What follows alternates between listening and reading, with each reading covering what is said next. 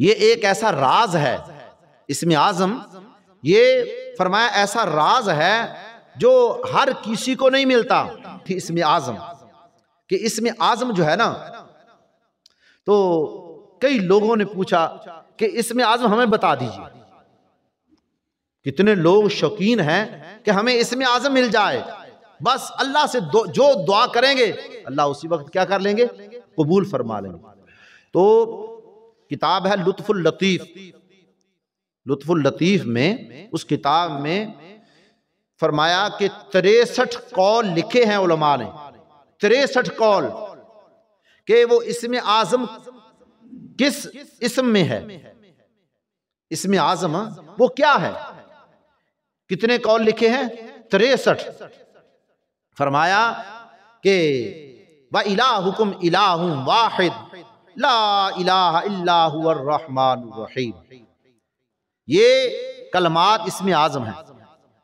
अलिफ लाम मीम अल्लाहु ला इलाहा इल्ला हुवल हय्युल क़य्यूम।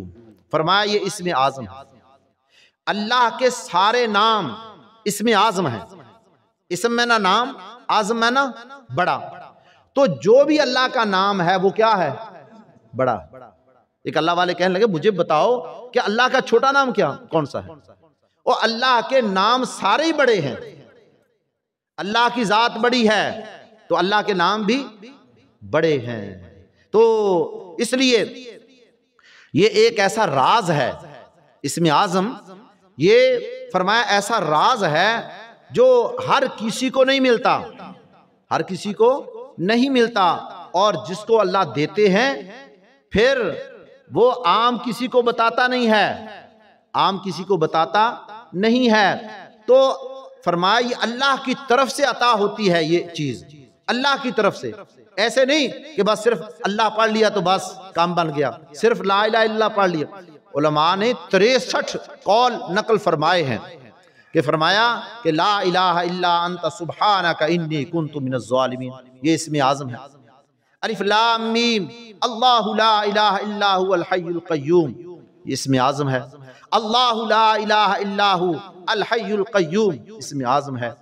लेकिन अल्लाह ने वो ऐसा एक खास वक़्त होता है जिसमें अल्लाह दुआ को कबूल फरमाते हैं, और जिस वक्त जिसकी दुआ कबूल होती है उसके लिए वही इसमें आज़म, जो भी उसने अल्लाह का नाम ले दिया, जो भी अल्लाह का नाम ले दिया उसके लिए वही इसमें आज़म है, उसके लिए वही इसमें आज़म है।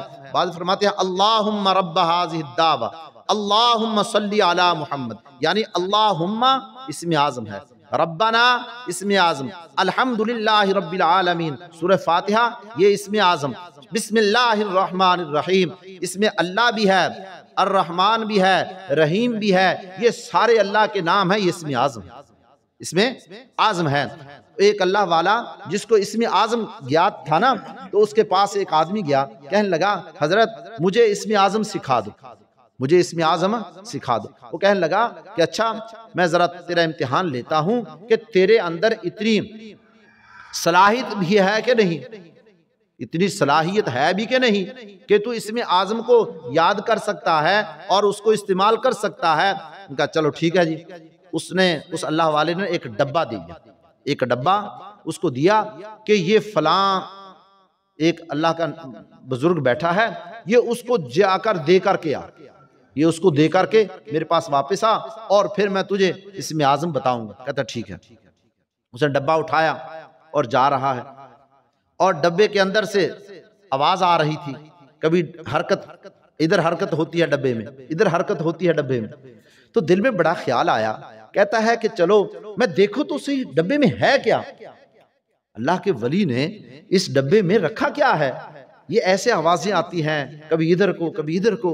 तो दिल में ख्याल करता करता करता आखिरकार जाके रास्ते में बैठ गया।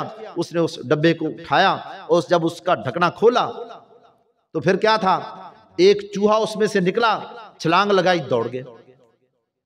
अब उसने वो डब्बे को बंद किया, अब वहां बैठा है परेशान, कहता है मैं आगे जाऊं पीछे जाऊं।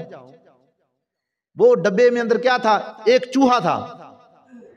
और वापस आया, अल्लाह वाले से कहने लगे या हजरत मेरे से गलती हो गई, क्या हो गया, वो डब्बा पहुंचा के नहीं आया। या हजरत बात ये है, वह गया तो था डब्बा पहुंचाने के लिए, लेकिन जब मैं रास्ते में गया ना, मेरे दिल में ये ख्याल आया कि मैं इसमें देखूं तो उसे इसमें है क्या। जब मैंने उसका ढकना उठाया, उसमें तो चूहा था, वो निकल के भाग गया।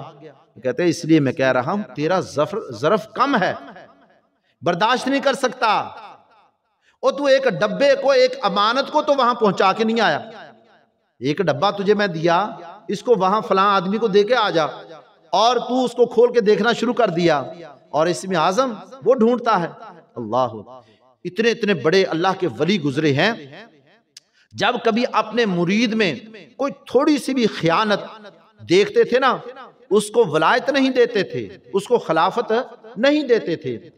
हजरत अशरफ अली थानवी रहमतुल्लाह ताला अलैह, उनके एक मुरीद थे, तो वो अपने बेटे को लेकर के आए।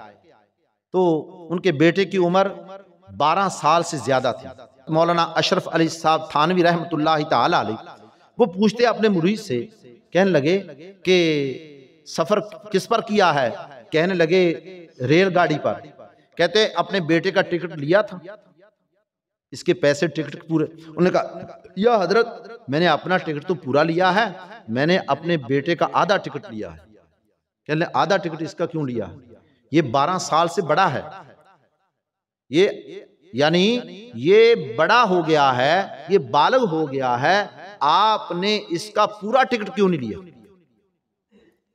आपने पूरा टिकट इसका क्यों नहीं लिया, आपने गाड़ी वालों से खयानत की है, लिहाजा मैं तुझे खिलाफत नहीं देता। यानी वो अल्लाह वाले वो हर चीज को देखते हैं कि इनमें इतनी यानी सलाहियत भी है या नहीं, कि हर आदमी तो इसमें आजम नहीं ना जान सकता अल्लाह का नाम। तो फरमाया अल्लाह के 99 नाम जो है ना, वो क्या है, इसमें आजम है। तो जो भी आदमी अल्लाह अल्लाह करता है, अल्लाह अल्लाह किया हुआ, अल्लाह उसकी मेहनत को जो है जाया नहीं करती।